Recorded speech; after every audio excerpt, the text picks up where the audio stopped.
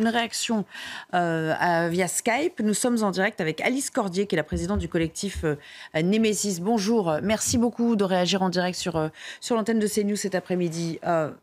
On a toutes été soumises à cette violence, à ces agressions du quotidien, que ce soit directement, que ce soit via de l'exhibitionnisme parfois. C'est aussi une agression, rappelons-le. La société ne protège donc plus les femmes aujourd'hui, Alice Cordier ? Bonjour madame, merci beaucoup de permettre à mon association de s'exprimer à ce sujet. Notre association, elle est née il y a 4 ans parce que nous étions des jeunes femmes et nous étions d'une génération qui connaît l'insécurité, qui connaît le harcèlement sexuel et qui le connaît depuis son adolescence. En fait, moi, mes premiers cas de harcèlement sexuel, ils ont commencé quand j'avais 12-13 ans et c'est arrivé exactement la même chose à ma petite sœur. Et puis en grandissant, je me suis rendu compte que je n'étais pas la seule dans ce cas-là. On est une génération de femmes qui a peur dans l'espace public, qui a peur en sortant de chez elle, qui a peur de la façon dont elle va s'habiller et de l'impact que ça va pouvoir avoir, et qui a peur des conséquences quand elle sortira de nuit, parce qu'il y a et ce qui se passe la journée et ce qui se passe le jour. Je vous ai fait, et je l'ai fait vraiment pour les personnes qui nous écoutent aujourd'hui, un petit rappel de ce qui s'est passé juste sur le mois d'août, par exemple, en France, puisque notre association fait ce qu'on appelle une veille médiatique. Donc tous les jours, on regarde un petit peu les faits divers. À Paris, le 1er août, un viol en réunion par 5 hommes sur une touriste mexicaine. À Bayonne, le 5 août, un viol au fait de Bayonne. À Perpignan, le 5 août, un Tunisien sous OQTF poignarde gratuitement une femme dans le métro qu'il ne connaissait pas et qu'elle ne connaissait pas. À Paris, le 7 août, une femme est violée par un Algérien en situation irrégulière qui est rentré de force dans son appartement, ce qui nous rappelle évidemment la situation de Cherbourg. À Marny-les-Compiègnes, le 9 août, un Bangladais mis en examen pour viol et séquestration d'une mineure. À Lyon, le 10 août, une femme de 38 ans est poignardée par des jeunes dans son hall d'immeuble. À Cergy, le 12 août, Youssef est interpellé pour avoir obligé une femme de 71 ans à caresser son sexe. La liste est longue et là encore, je me suis arrêtée au 12 août. Tous les Oui, la ligne coupe un petit peu, mais de toute façon... alors, ça coupe un petit peu. Je ne sais pas si on arrivera à terminer la communication. Alors, vous êtes de retour. Je le disais, les statistiques, de toute façon, elles confirment ce que vous dites. 90% des femmes estiment en avoir fait les frais. Peut-être pas dans des proportions aussi graves, mais enfin, ça reste quand même quelque chose de très désagréable pour les femmes aujourd'hui. En fait, c'est tous les jours et ça vraiment, dès qu'on ouvre un tout petit peu les médias et qu'on regarde à la rubrique faits divers, on se rend compte qu'il n'y a pas un jour sans que ça arrive. Alors, il y avait évidemment des faits qui marquent plus que d'autres. Ce qui s'est passé à Cherbourg marque, ce qui s'est passé récemment à Nice va marquer par la cruauté et la violence de ce qui se passe. Mais en fait, c'est tous les jours qu'il se passe des choses comme ça. Et ce qu'il faut vraiment se rendre compte, c'est qu'à un moment, quand des faits divers sont tous les jours, ça devient des faits de société. Et ça, c'est vraiment important de bien se rendre compte de ça. Il va falloir qu'on prenne en place des mesures. Là, dans tout ce que j'ai listé, on se rend bien compte qu'il y a un problème majeur, et je sais que ça va faire grincer des dents que je le dise, mais je suis bien obligée de mettre le doigt dessus, c'est que majoritairement, dans l'espace public, et j'insiste sur ça, c'est dans l'espace public, les femmes se font agresser par des hommes issus de l'immigration, qu'ils soient de l'immigration maghrébine ou de l'immigration d'Afrique subsaharienne. Ça, c'est un fait. Nous, il y a 4 ans, quand on a commencé à le dire, on s'est fait traiter de racistes, alors que nous, tout ce qu'on demandait, c'est qu'on soit juste tranquille dans l'espace public. Maintenant que le ministère de l'Intérieur commence à le dire, on commence un peu à nous prendre au sérieux. Oui, Karim Zeribi et Yvan Riofol sur ce plateau. Je ne sais pas qui veut réagir en premier, peut-être pour poser une question. Allez, Yvan, allez-y. Ouais, je trouve que si l'on veut s'interroger de s'interroger sur l'origine effectivement de ces agresseurs, il suffit de constater le silence assourdissant des féministes. Les féministes sont les premières à dénoncer le machisme de l'homme blanc occidental et dit qu'il s'agit en effet du machisme de l'homme oriental. Les féministes se taisent parce qu'il y a une connivence, dans le fond, il y a une sorte d'amabilité qui est portée à cette nouvelle culture. Or, je dis bien que le machisme, en effet, est partagé par toutes les civilisations, je l'entends bien.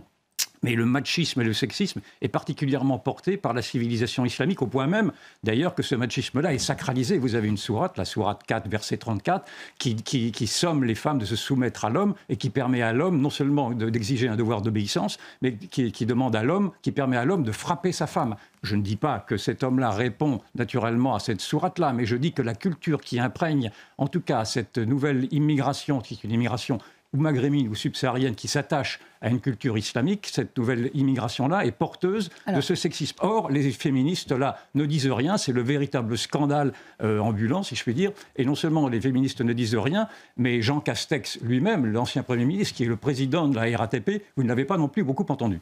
Alors, il y a aussi peut-être un problème de recrutement à la RATP. C'est-à-dire qu'on sait que cette centrale a du mal, Karima, à recruter, puisqu'elle met des petites annonces régulièrement. Il y a peut-être un problème dans le niveau d'exigence, dans les valeurs portées, dans les mœurs. C'est-à-dire qu'il ne faudrait pas faire du low cost dans le recrutement. Ce sont des agents publics qui sont au service du public et qui sont censés le respecter. C'est-à-dire que s'il y a un contentieux, ça ne se règle pas par les insultes.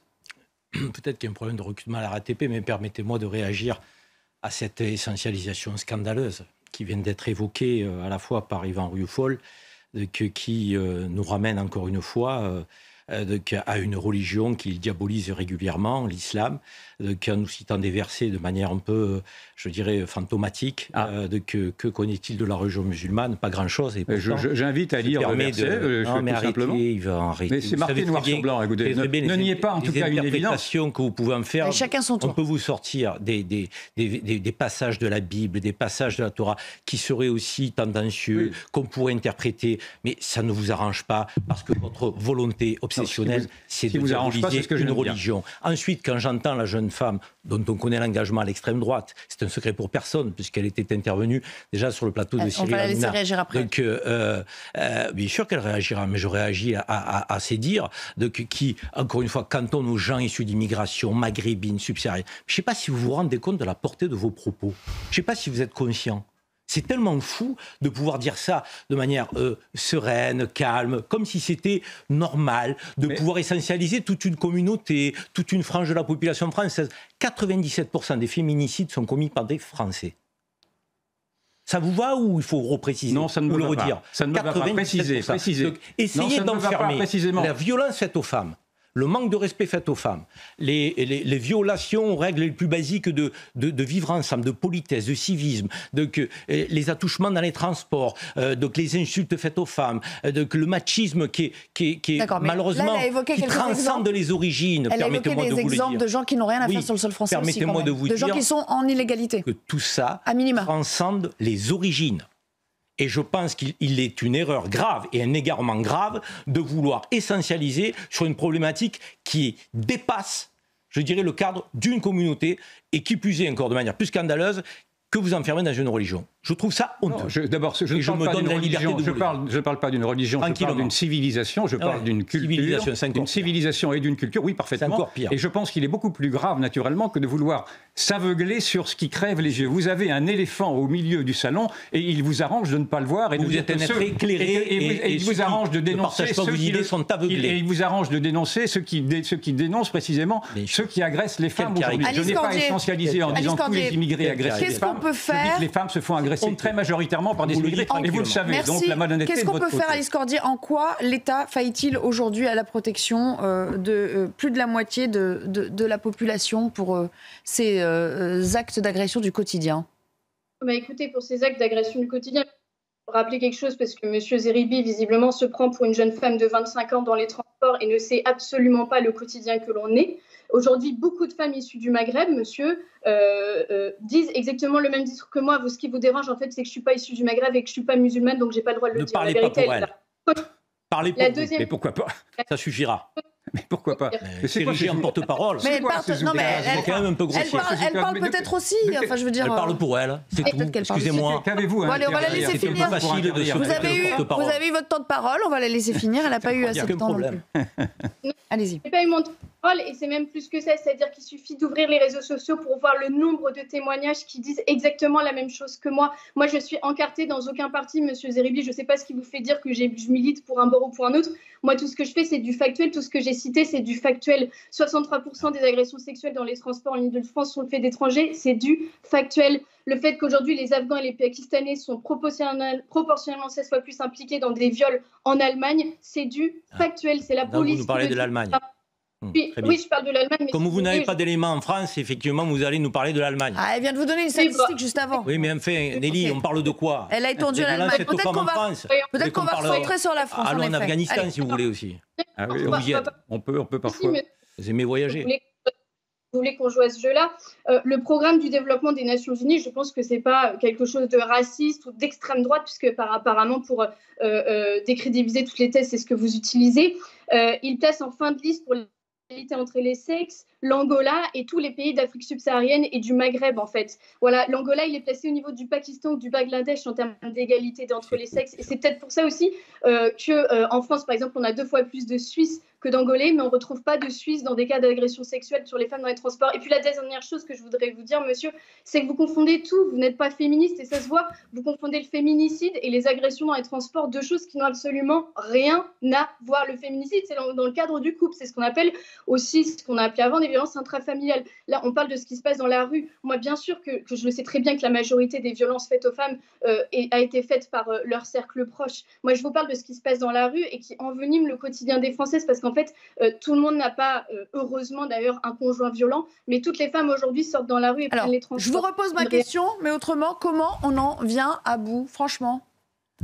Alors, pour en venir à bout, en tout cas, moi, je parle vraiment que de l'insécurité dans les transports ou dans l'espace public. Il y a une première chose, ça va être de supprimer et de sélectionner une véritable immigration. Je pense qu'on pourrait tous au moins se mettre d'accord qu'on pourrait partir sur une immigration choisie, avec en effet des personnes qui sont totalement en phase avec notre système et nos valeurs françaises, première chose. La deuxième, ce serait l'application des OQTF. On sait qu'aujourd'hui, 5,6% des OQTF ne sont pas exécutés. Alors sur les OQTF, vous allez vous retrouver là. C'est peut-être à peu près le seul point, en effet. Oui. Oui.